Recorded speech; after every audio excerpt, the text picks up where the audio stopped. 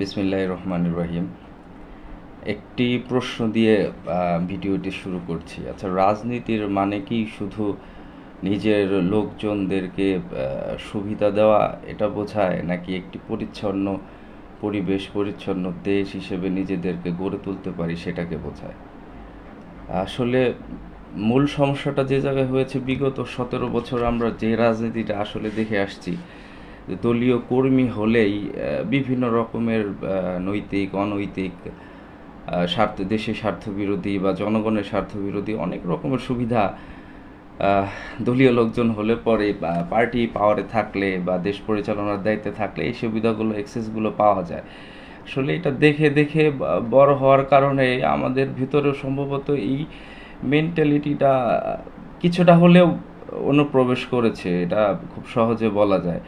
যে কারণেই আমাদের অনেকের ভিতরেই এখন এই মুহূর্তে কিছুটা হতাশা, কিছুটা অভিযোগ, ক্ষেত্রভেদে কিছু কিছু সময় অভিমান, এই সমস্ত কিছুই দেখা যায়। বর্তমানে ভালোই দেখা যাচ্ছে এই জিনিসগুলো। অনেকের ভিতরেই হতাশা খুব ব্যাপকভাবে দেখা যাচ্ছে, আমি এটা পরিলক্ষিত করতেছি সমসাময়িক সময়ে।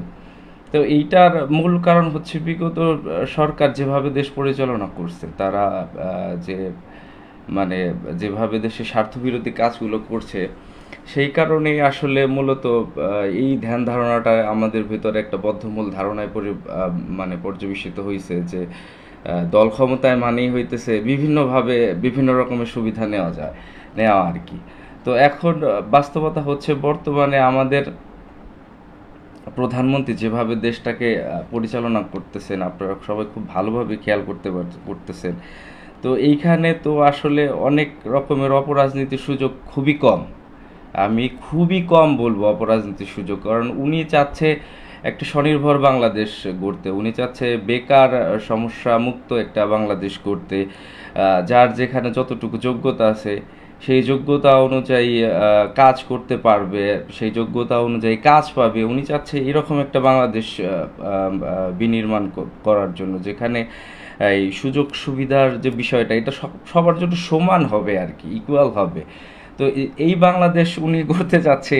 তো সেইখানে তো আসলে অনৈতিক সুবিধা দেওয়াটা খুব কষ্টের বা সুযোগ আছে বলে আমার মনে হয় না, তাই না? তো যে কারণেই এখন আমাদের ভিতরে অনেকের ভিতরে কিছুটা হতাশা কাজ করে যে দেখে আসলাম এক রকমের যে পাওয়ার পার্টিতে এইরকম সিচুয়েশন তৈরি হয়, আর এখন তো তার উল্টোটা দেখছি। তো যে কারণে মনের ভিতরে একটা প্রশ্ন তৈরি হচ্ছে বা একটা সিচুয়েশন তৈরি হচ্ছে যে এগুলো কি, তাহলে কি জন্য কি করলাম। বিষয়টা আসলে এরকম না, এভাবে দেখার কোনোভাবেই সুযোগ নাই। আসলে দেখেন, আমি বা বিএনপি যদি নিজেও চায় ফ্যাসিস্ট হইতে, বিএনপি কোনোদিন ফ্যাসিস্ট হইতে পারবে না।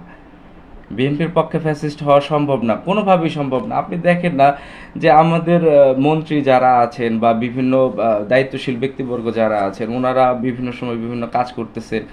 কেউ অফিস, তার মন্ত্রণালয়ের অফিসে চলে যাচ্ছেন সময় অনুযায়ী অফিস খুলতেছে কিনা সেটা দেখার জন্য। তার ফলশ্রুতিতে আমাদের দেখবেন বিভিন্ন অ্যাক্টিভিস্ট যারা আছে তারা বলতেছে যে ভাই, আপনি একটা অধ্যাদেশ কেন জারি করেন না? আপনার তো অধ্যাদেশ জারি করলেই হয়, আপনার ওইখানে যেয়ে বসে থাকার দরকার নাই। আবার দেখেন যে অনেক সময় যে রোজার মাস সামনে আমাদের পবিত্র ঈদ উল ফিতর, তো এইটা উপলক্ষ করে অনেকেই দেখবেন যে ব্যানার ফেস্টুন দিয়ে রাস্তাঘাট ভরে ফেলতেছে। কিছু কিছু দায়িত্বশীল ব্যক্তি, এমপি বর্গ বা আরও অনেকেই এরকম যারা আছেন, ওনারা নিজে হাতে যে ব্যানার ফেস্টুনগুলো খুলে ফেলতেছেন। সেখানেও দেখেন আমাদের জাতীয়তাবাদী ভাই বোনরা এখানেও আপনার বলতেছে যে আপনি একটা অর্ডার করে দিচ্ছেন না, আপনি একটা অধ্যাদেশ দিচ্ছেন না, বা আপনার কর্মীদের কেন আপনি অ্যাওয়ার করে দেন না, কেন মৌখিকভাবে অ্যাওয়ার করলে বা ডেকে অ্যাওয়ার করে দেন, যে এই টাইপের কোনো কাজ আমার কর্মীরা করতে পারবে না। তো বিএনপি এমন একটা দল, এমন মানে জনগণের উপর নির্ভরশীল এই দলটা, তো আপনি চাইলেও জোর করে বিএনপিকে দিয়ে আওয়ামী ফ্যাসিস্টের মতন আপনি সুবিধা নিতে কোনোদিনও পারবেন না। এই আশাটা করাটা একদম একটা ভুল বলে আমি মনে করতেছি, সম্পূর্ণ রকমের ভুল। দেখেন, বিএনপির চেষ্টা হচ্ছে বাংলাদেশের মানুষের নাগরিক অধিকার ফিরে পাওয়া। আমরা আমাদের বাক স্বাধীনতা, আমরা আমাদের নাগরিক অধিকার ফিরে পাওয়ার জন্য যে আন্দোলন করতাম, সেই জায়গাটায় বিএনপি পরিপূর্ণ কাজ করতেছে কিনা, এটা হচ্ছে মূল বিষয়। যে আমরা কি নাগরিক হয়ে উঠতে পারতেছি কিনা। আমাদের দেখার বিষয় হচ্ছে এইটা। আর চেয়ারম্যান সাহেব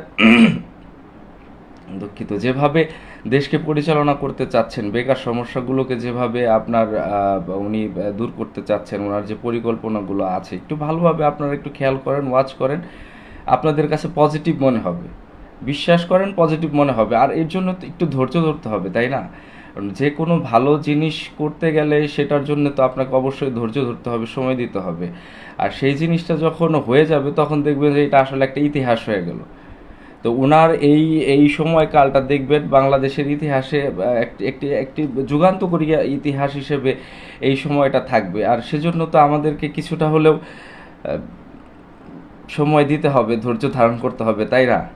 এটা খুব জরুরি। এই কারণেই আসলে মূলত আজকের এই কথাগুলো বলা। আমি অনলাইনে, বিশেষ করে অনলাইনে এবং ব্যক্তিগতভাবেও অনেকের সাথে কথা বলে যে জিনিসটা দেখতে পাচ্ছি বা জানতে পারতেছি, আমাদের কাছে অনেকে এসে দুঃখ প্রকাশ করে, অনেকে দুঃখ প্রকাশ করে, অনেক রকমের অনেক কিছু করতে পারতেছে না। তো সেই কারণে তো আমি এই সব ভাই যারা আছেন আপনাদের সবাইকে বলবো আপনারা একটু ধৈর্য ধরেন, একটু সময় দেন, একটু সময় দেন।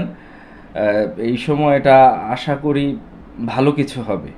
বাংলাদেশের রাজনীতি, আমরা চাই বাংলাদেশের রাজনীতিটা ক্ষমতার জন্য নয়, বাংলাদেশের রাজনীতিটা হোক মানুষের জন্য। মাননীয় প্রধানমন্ত্রী দেশনায়ক তারেক রহমানের রাজনীতিটা আসলে মানুষের জন্য হবে। মানুষের নাগরিক অধিকার, যত রকমের মৌলিক অধিকার আছে, এই অধিকারগুলো ফিরে পাওয়ার জন্য, এই অধিকারগুলো পুনঃপ্রতিষ্ঠিত করার জন্যই মূলত উনি কাজ করে যাচ্ছেন। এবং এর জন্য আমাদের ধৈর্য ধরতে হবে, সময় দিতে হবে। আর কথা বাড়াবো না, আপনারা প্লিজ সবাই ধৈর্যশীলের আচরণ করেন। আর আপনারা একটু দেখেন, আর আপনার ব্যক্তিগতভাবে সবাই চেষ্টা করেন না ভালো কিছু করার। কোনো কিছু বাংলাদেশে করার মতন অনেক কিছু আছে, অনেক কিছু আছে বাংলাদেশে করার মতো। শুধু আমাদের একটু দৃষ্টিটাকে একটু বড় করতে হবে, চিন্তা ভাবনাটাকে একটু একটু বড় করতে হবে, একটু মেন্টালিটা একটু ওয়াইড করতে হবে। তাহলেই দেখবেন আমরা করার মতন অনেক কিছু খুঁজে পাচ্ছি, অনেক কিছু করার মতন আছে। এত সুন্দর একটা দেশ, এত সুন্দর আবহাওয়া, এনভায়রনমেন্ট দিয়ে আল্লাহ তাআলা এই বাংলাদেশকে গড়ছেন।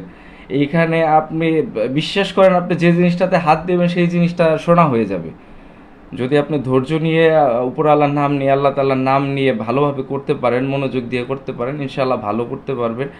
আর আগামীর বাংলাদেশটা মানুষের জন্য হোক, মানবিক হোক, এই কামনা করে আজকের মতন শেষ করছি। সবাই ভালো থাকবেন, আমার জন্য দোয়া করবেন, বাংলাদেশের পক্ষে থাকবেন। বাংলাদেশ জিন্দাবাদ, জাতীয়তাবাদী দল জিন্দাবাদ। আসসালামু আলাইকুম।